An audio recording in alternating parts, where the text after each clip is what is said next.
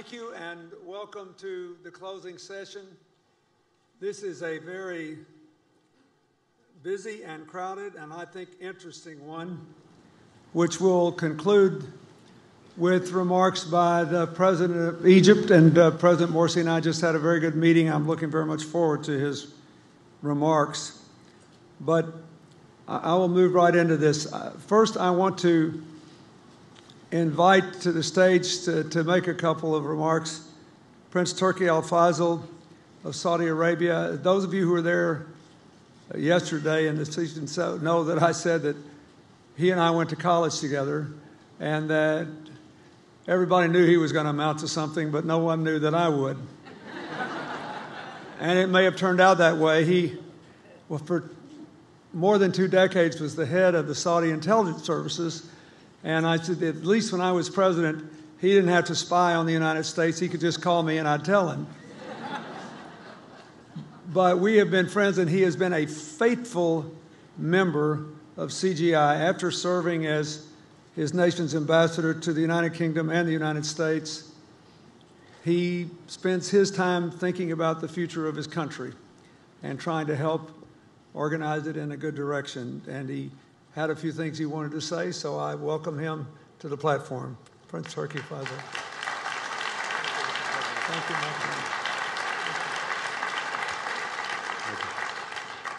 friend. Bismillah ar-Rahman ar-Rahim. President Clinton, ladies and gentlemen,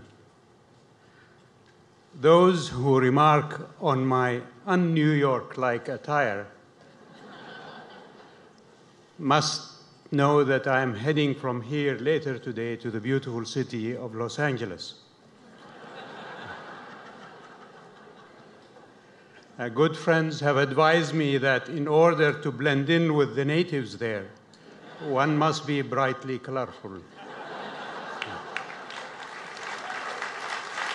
Thank you.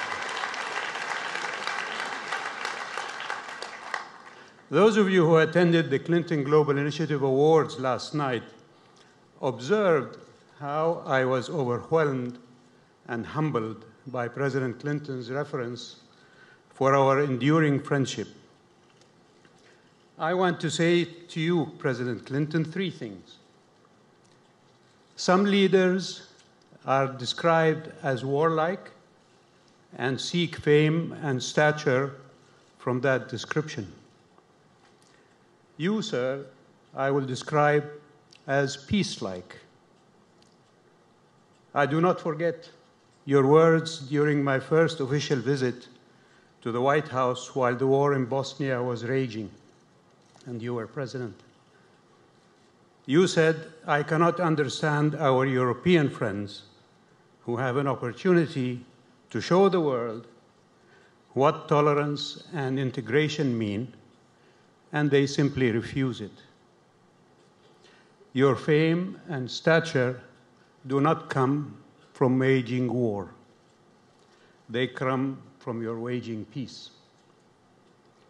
Muslims will never forget your deliverance of Bosnia-Herzegovina and Kosovo, and near deliverance within 100 meters of Palestine from occupation.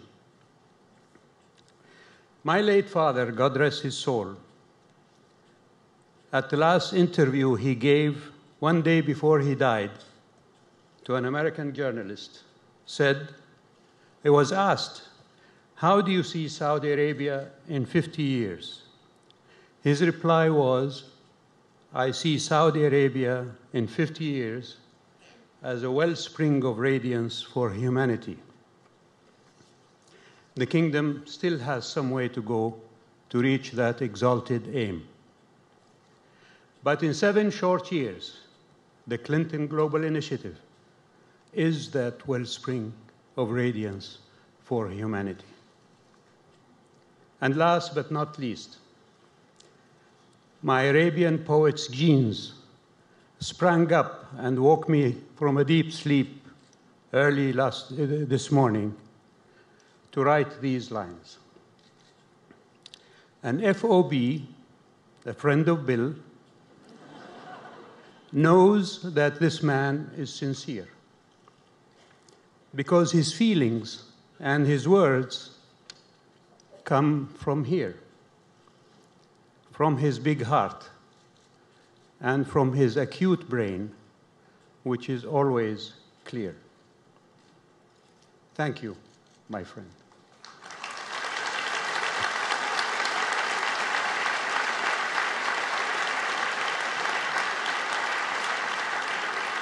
Thank you.